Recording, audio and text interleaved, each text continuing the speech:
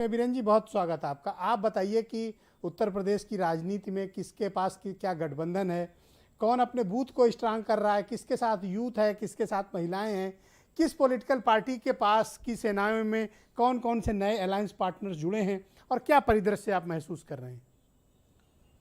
देखिए, छोटी पार्टियों की जब बात आती है तो उसमें शिवपाल यादव की पार्टी, MIM, राजा भैया का जनसत्ता दल, RLD और सुभाषपा, ये सब दल जो हैं इनकी गिनती काफ़ी हो रही है। फिर निषाद पार्टी, अपना दल और कृष्णा पटेल का एक गुट है। ये सब का बड़ा रोल इम्पॉर्टेंट है। बीजेपी ने 2016 में नोटबंदी की थी देश में, उसके बाद 2017 में चुनाव हुआ। नोटबंदी के विरोध के बावजूद मोदी के करिश्मे से बीजेपी बहुमत से सत्ता में आई, लेकिन उस समय भी उसने राजभर से, अपना दल से और कई लोगों से गठबंधन किया था। आज राजभर के जाने से बीजेपी छटपटा रही है। जैसे मछली को पानी से बाहर निकाल के रख दो, वैसे ही एकदम तड़पड़ चल रहा है।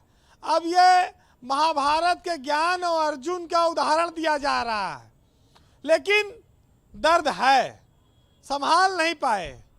ये बात आएगी, चुनाव के परिणाम भी बताएंगे। परिणाम की बात भी हो रही है। बीजेपी ने उत्तर प्रदेश में 5 साल सरकार चलाई है। क्या एंटी इनकम्बेंसी कोई उसके खिलाफ नहीं होगी?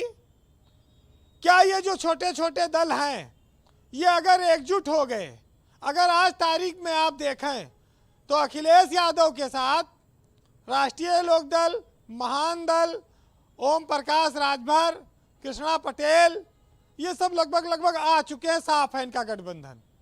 बीजेपी के पास खाली निषाद आए, वो भी रोज बयान देते हैं अलग अलग।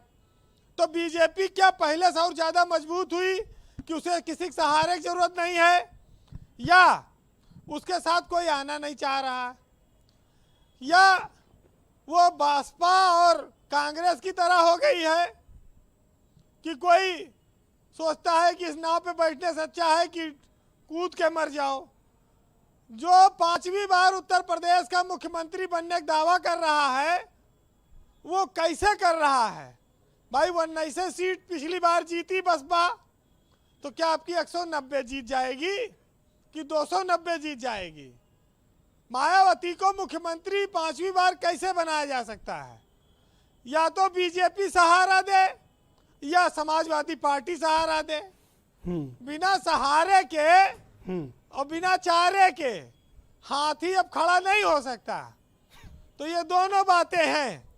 बिना सहारा बिना चारा। हाँ, ओके। अब देखिए, छोटे छोटे दलों की अगर बात करेंगे तो समाजवादी पार्टी उसमें बढ़त ले चुकी है। अखिलेश यादव के पास रोज कुछ नेता जुड़ रहे हैं, चाहे बसपा से जाएं, चाहे भाजपा से जाएं, चाहे दूसरे दलों से जा रहे हैं, चाहे कांग्रेस से टूट रहे हैं। तो वो सब पहली चॉइस समाजवादी पार्टी को बनाए हुए पर आज महेंद्र जी को सुना आपने, उन्होंने कहा कि हमने तो इन्हें निकाल दिया था, ये अकेले गए, इनके साथ कोई कार्यकर्ता या जनता थोड़ी गई है। तो भाई, अगर विधायक को आप निकाल रहे हैं तो आपकी ताकत कैसे बढ़ेगी? अच्छा, बीजेपी आप कहते हो बीएसपी वोट बड़ा इंटैक्ट है, 18-20% हरदम रहता है। तो ये जो 5 किलो राशन और 500 रुपया महीना बट रहा है, ये कहे कौने दिन के लिए बट रहा है? बांध में खाली एक सुराखा तो करना होता है। सुई के बराबर कितना मजबूत बांध हो, फिर तो वो गिर ही जाएगा आज नहीं तो कल। गांव में इसका फायदा कौन ले रहा है? क्या मायावती के वोटर फायदा नहीं पा रहे हैं इसका? तो बीजेपी तो उनको तोड़ने में, काटने में लगी ही हुई है। आप निश्चिंत होकर नहीं रह सकते कि मायावती के साथ वो वोट बैंक इंटैक्ट रहेगा। हाँ, मायावती ने ब्राह्मण सम्मेलन जब किया और सतीश चंद्र मिश्रा को लगाया तो बीजेपी थोड़ा परेशान हुई, घबराई। अब वो टिकट की ओर देख रही कि मायावती टिकट कैसा देंगी, तब वो रिएक्शन देगा। अब सत्ताधारी दल तो सब पे नजर रखता है ना। बीजेपी की तो सपा पे भी नजर है, बसपा पे भी है, कांग्रेस पे भी है। जो ज्यादा बढ़ेगा वो उससे लड़ेगी। बात तो यही है। लेकिन उत्तर प्रदेश की सियासत में गठबंधन को कहा गया कि हनीमून की तरह है, कि जैसे समय सीमा समाप्त हुई, दोस्ती टूटी, लोग अब मुंह फेर लेते हैं, फिर एक दूसरे को देखना पसंद नहीं करते। एक नारा आया था कि हमारा बूथ सबसे मजबूत, फिर नारा आया कि हमारा बूट सबसे मजबूत, अब है कि हमारा गठबंधन सबसे मजबूत। तीनों में पुरी साहब का फिट बैठता है मामला। ओके, है ना, तोड़ फोड़ की रेल चल रही धुआंधार, चलती रहे। लेकिन जो आजकल मौसम का मिजाज है कि कंबल भी ओढ़ना है, पंखा भी चलाना है, ये ऐसा मौसम चल रहा है आजकल। कंबल ओढ़ोगे गर्मी लगेगी और कंबल हटाओगे पंखा चलाना पड़ा। तो ये जो व्यवस्था है, राजनीति भी उसी तरह की है। भाई जिनको कल तक कोस रहे थे, जिनको मुंह भर भर के तमाम सारे उपमाएं दे रहे थे, जुमले फेंक रहे थे, अब वोट की खातिर उनसे गठबंधन हो रहा है।